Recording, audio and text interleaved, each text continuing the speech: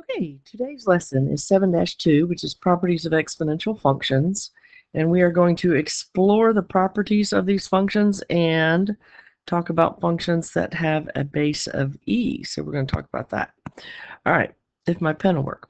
Okay, so to start off with, 4 types of transformations that can be applied to exponential functions are the same thing we have done to previous ones. One is stretching.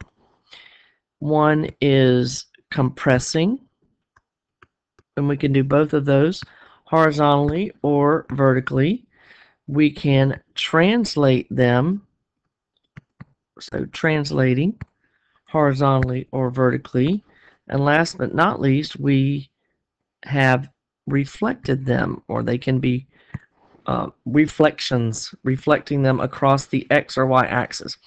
Okay, and most importantly about all of these, one thing that you do need to know is that if you have more than one of these in your function, one change, this is the one you always need to do first. Okay, you reflect it and then you do whatever other changes that you have. So this is the parent function that we've talked about in the past. We talked about it in the previous lesson.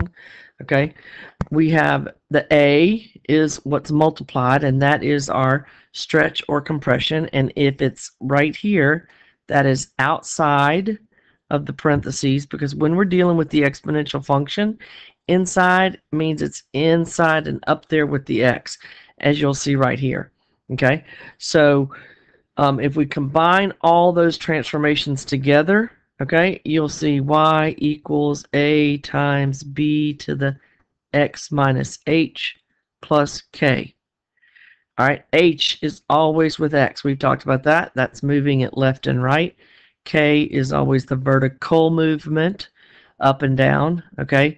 And a is, again, stretching it vertically, stretching or compressing. It's stretch, as it says up here, if it's larger than 1, and it's a compression if it is less than 1.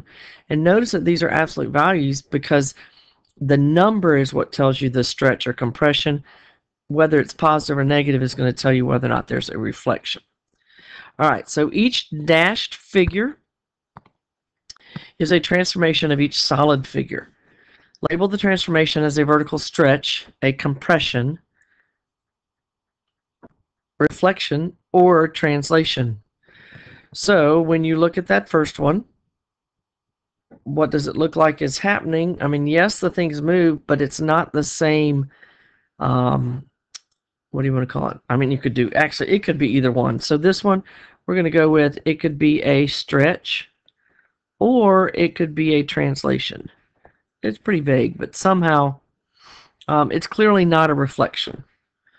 Okay?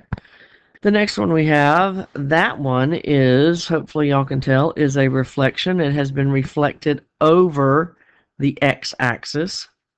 Okay?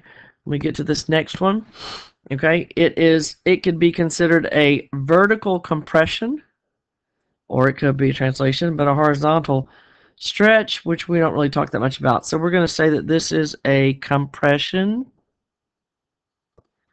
or it could also be a translation. All right, and on this last one, that is, again, a compression. It's coming down vertically.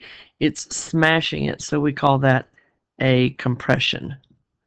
Compression or a translation. Because you don't really know how far. If it's been translated over far enough, then you wouldn't be able to tell exactly what's happening. So a little bit vague, but you got the idea. Hopefully. All right, so how does the graph of negative 0.5 times 5 to the x compare to the graph of the parent function? All right, well, most importantly, what is the parent function? So you need to always be able to tell that. You will be asked that on your lesson checks. Y equals 5 to the x. That is your parent function, okay? Because your parent function is basically whatever that number is to the x. Okay, so then you look at the different changes and say what's happening. Okay, the first thing that you always need to talk about is what that does to it, and that tells us that it is reflected over the x-axis. Okay, that negative in front there means it's been reflected over the x. If the negative were up here, it would be reflecting over the y-axis. Okay, then we have a 0.5. So this right here, that is 0.5, and because it is less than 1, then we say that we have a vertical compression factor of 1/2. Okay. You know what? I'm going to go ahead and graph it. I don't know if we were to begin with, but let's just go ahead and do it. So first off, we're talking about it would be -1, 0, 1. All right, my base, remember this is my parent function right here. So this is 5, 1, and 1/5. Okay, and my asymptote is y equals 0. Now, what happened? I was reflected over the x-axis and a vertical compression of 1/2. Now, when you do both of these things, keep in mind, okay, that they both are affecting the y. This affects the y and that affects the y. So both of my y values are going to change.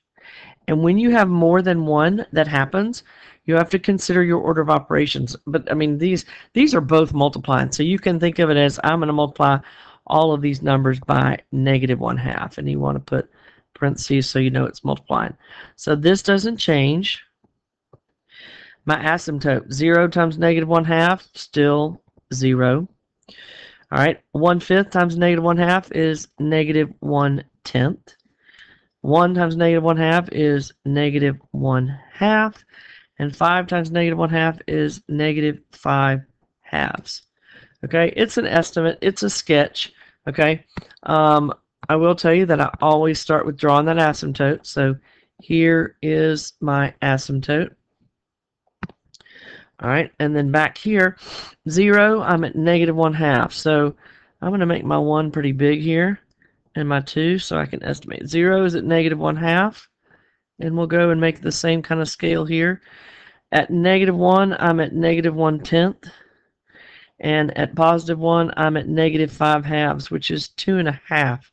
So it's like this, and I'm going to approach my asymptote and try to draw away from the other one. So that's the basic sketch of our graph. All right, let's do some more of those. How does the graph of each function compare to the graph? And so this time we're actually going to graph them. You can write it. I think on your lesson check, I have you do more of the writing because that's easier than having you actually do the graphing. So look at this first one. Always identify the parent function. So this is y equals 4 to the x. And that gives me my key points of -1, 0, 1, 4, 1, and 1/4. Okay, so I have my key points. What does this 2 do to my graph? It's up there with the x. It's adding or subtracting. It does the opposite when it affects the x, so I'm moving to the left. So each one of my x values is going to, if I'm moving to the left, I'm going to subtract 2 from each of my x values. So my y values are staying the same. -1/4, 1, and 4. -1 minus 2 is -3. 0 minus 2 is -2. And 1 minus 2 is -1. Okay, I didn't say this like I'm supposed to.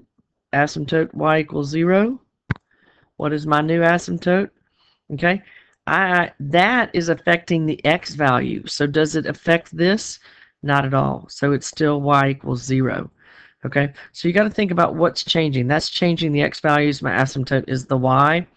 And also, we know this shifted my graph to the left. That, of course, is not going to change that asymptote.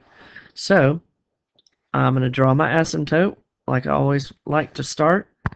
Oh, wait, to come back here. Come back. And now I have -3, -2, and -1. So 1, 2, 3. And it's an estimate, y'all. How I go up to 4. So 1, 2, 3, 4. So at -3, I'm at 1/4. At -2, I'm at 1, and at -1, I'm at 4. And so I have my graph looking like this. Okay? Hope you're good. If you have any questions during this, email me. Find the time, email me, or come see me. Okay, so here, again, always want to write that parent function. So start off, what is my parent function? It is, now that's a decimal. Okay, I prefer to work with a fraction because I'm going to have to flip it.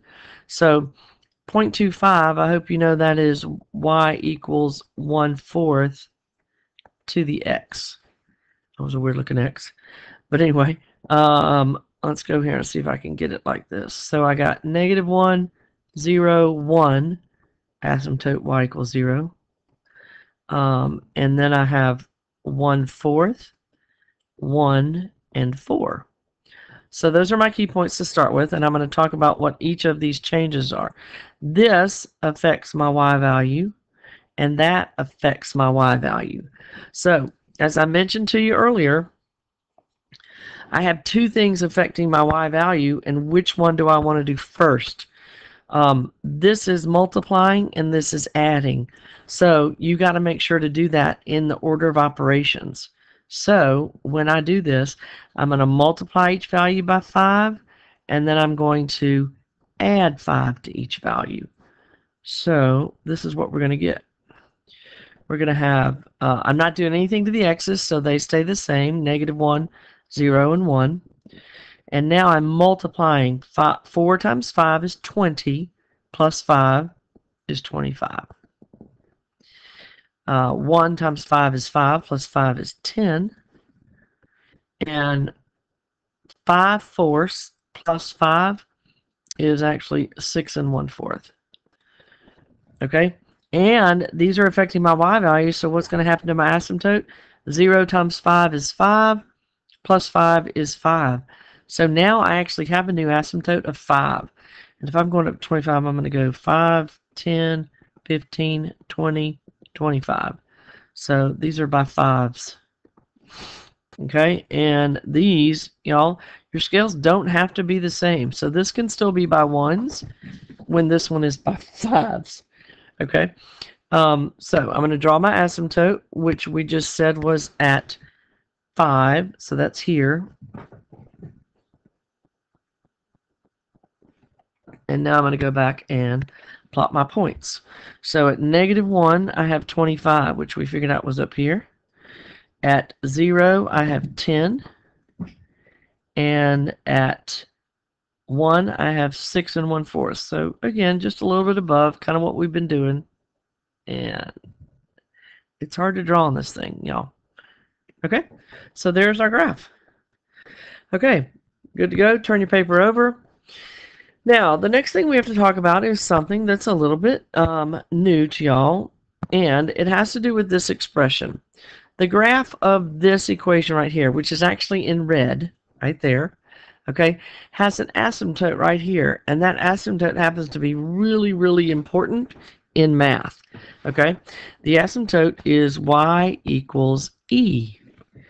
And because then you can see on my little chart here, as you go out further on x equals 1, 10, all the way up to a really big number, that it's getting closer and closer to what number? And that number is the irrational number e, which is 2. Let's see how far, 718281828. That's not an 8. 18281828. I was getting ahead of myself. 4590453. That's all I know right now. But anyway, I'll tell you how I know that later on. But anyway, that's a really important number, and what that number is referring to, or what it is called, okay, it is actually called the natural base exponential function. Well, when we use e, y equals e to the x. Natural base exponential function, or functions, are, okay, any exponential function with a base of e, and they are used to describe continuous growth and decay. And the reason that's so important is because that's real life, okay? The world doesn't shut down because you know, things do grow continually. For example, wildfires, diseases, and other things, applications. All right, so one of the things that you need to be able to do is use your calculator to evaluate E. Most calculators will, when you push E, it might come up and looking like that already, or it looks like this, and you have to type a number in there. So E to the 8th, put that in your calculator, pause for a second, and when you unpause, hopefully you will have this number, 2980.958. And I took that. It goes on forever and ever, but I just did it to 4 places because that's what you have to do in your homework. So, but as I said, this is really important because not only wildfires and diseases grow continuously, but sometimes your money will grow continuously. And when it does, we use this formula that is often referred to as PERT. Now, why is it called PERT? Because it looks like PERT right here. P, all right, P times E raised to the RT.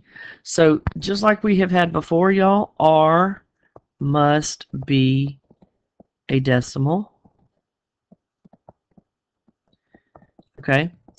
And the other thing that's really important about this is before in our exponential growth and decay, our formula changed. The time changed. You could have units of time that were different, and we talked about all those different units. In this formula, the time is always in years, and it will never change. And how do you know which one of these formulas to use?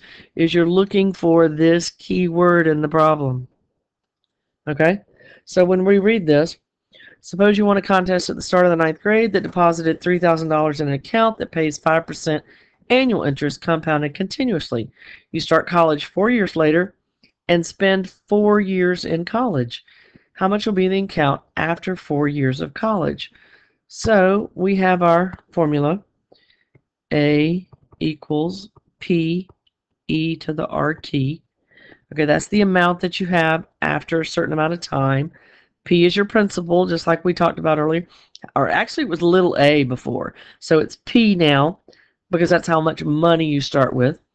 And R is your interest rate. So, reading my problem, how much are we starting with? Well, we're starting with $3,000. E is going to be the same in every formula, y'all. So that will be part of this. Where's my R? R is my interest rate. And so R is 0.05 because it has to be written as a decimal. And then T, oh, stop it. T is how much time. Okay, so before you jump at saying 4, remember this is the account after 4 years of college, and she got it at the start of 9th grade. So you have 4 years of high school and 4 years of college, which makes T equal to 8. And when you punch that in, okay, it's a money problem, needs a dollar sign. We round to the nearest penny, $4,475.47. So that is our discussion on properties of exponential functions. You have lots of practice on graphing and working with that formula. So if you have any questions, please come see me or email me. Thank you very much.